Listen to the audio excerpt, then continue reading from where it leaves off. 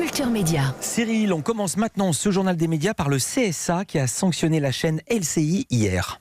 Oui, la chaîne info du groupe TF1 a été, je cite, le communiqué du Conseil supérieur de l'audiovisuel, fermement mis en garde pour une séquence survenue le 1er avril.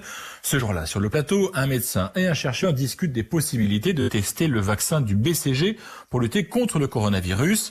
Je vous propose d'écouter ce passage avec d'un côté Jean-Paul Mira, chef de la réanimation à l'hôpital Cochin de Paris, c'est le premier que vous allez entendre, et de l'autre Camille Locht, directeur de recherche à l'INSERM.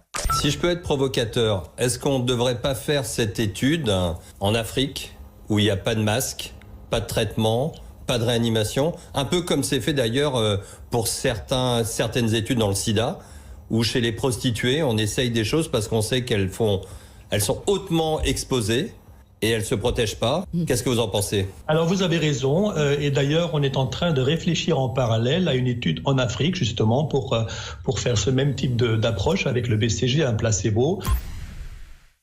Violent. Vous vous en doutez, ce passage a suscité de nombreuses réactions. Quant à l'INSERM, il avait de son côté évoqué un montage trompeur diffusé sur les réseaux sociaux et parlé de fake news. Le régulateur de l'audiovisuel, lui, a tranché de son côté sur ce qui s'est passé à l'antenne. Le CSA révèle que ses propos n'ont suscité aucune réaction ou demande d'explication sur le plateau et donc qu'il s'agit d'un défaut de maîtrise de l'antenne et par ailleurs que le sujet n'avait pas été traité avec rigueur. C'est la deuxième fois depuis la rentrée que LCI est ainsi fermement mise en garde par le CSA. La première concernait la diffusion en intégralité du discours d'Éric Zemmour lors de la convention de la droite. Et puis Cyril, le CSA a profité de cette communication pour saluer le travail des médias audiovisuels. Oui, une petite taloche derrière la tête pour LCI, mais effectivement un satisfecit envoyé à l'ensemble des médias privés et publics, télé et radio, pour, je cite, leur très fort engagement. Le CSA souligne la responsabilité éminente des médias alors que les besoins d'information sont plus forts que jamais. Pas de The Voice en direct cette saison, en tout cas pas tout de suite.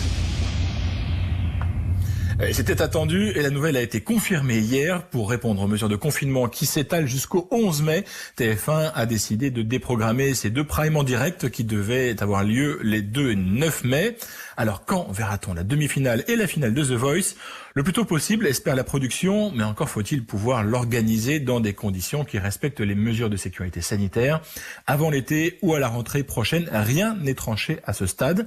Au lieu de The Voice, le 2 mai, TF1 proposera la rediffusion du concert des Enfoirés, non pas celui qui s'est tenu l'an dernier, mais le concert Mission Enfoirés, enregistré il y a 3 ans.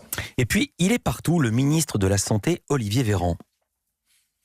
Méconnu des Français avant la crise sanitaire, Olivier Véran court désormais les plateaux de télé et les studios de radio pour expliquer l'action du gouvernement face au coronavirus. Et aujourd'hui, il va aussi venir discuter avec des enfants. Le ministre de la Santé va intervenir dans Allo Oku, l'émission de la plateforme Oku de France Télévisions consacrée aux enfants. Un quart d'heure de questions-réponses avec les jeunes Français et le ministre de la Santé. Pour l'occasion, Allo Oku sera également diffusé ce soir à 20h50 sur France 4. Oku, ça s'écrit O-K-O-O. Cyril, on connaissait la grande librairie sur France 5, mais comme tout le monde, l'émission doit s'adapter à la situation actuelle. Et place désormais à la petite librairie. François Bunel a décidé de faire contre mauvaise fortune bon cœur. Et comme il ne pouvait plus présenter son émission hebdomadaire sur France 5, il en propose à partir d'aujourd'hui une mini-version. On écoute François Bunel qui nous présente son petit programme.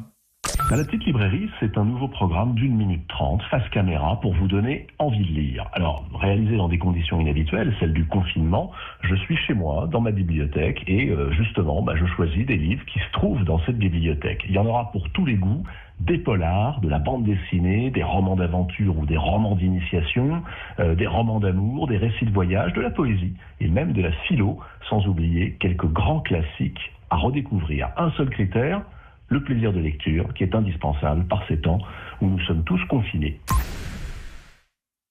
Et cette petite librairie va se décliner sur toutes les antennes du groupe France Télévisions. Le programme court va être diffusé sur France 2, France 3, France 4, France 5 et sur France O. Bref, partout, de quoi donner des envies de lire aux téléspectateurs.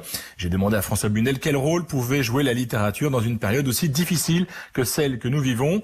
Et vous allez voir, il est question de tapis volant. Dans la période actuelle, la littérature peut nous aider de deux façons. D'abord, en nous permettant de nous évader, car ce confinement n'est pas choisi, il est subi, et évidemment, comme tout ce qui est subi, on ne rêve que de se trouver ailleurs. La lecture, c'est précisément le tapis volant qui vous emmène ailleurs. Mais c'est pas tout.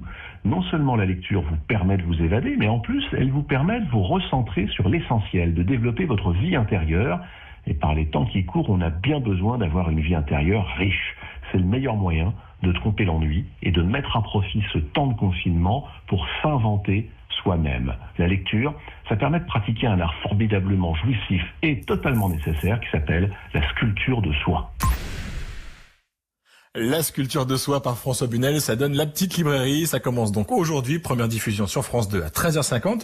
Et bonne nouvelle quand même pour les amateurs de littérature, la Grande Librairie va reprendre et dès la semaine prochaine, évidemment en version confinée, avec François Bunel et ses invités discutant par vidéoconférence. Merci beaucoup Cyril Lacarrière, on vous retrouve demain pour sculpter un nouveau journal des médias.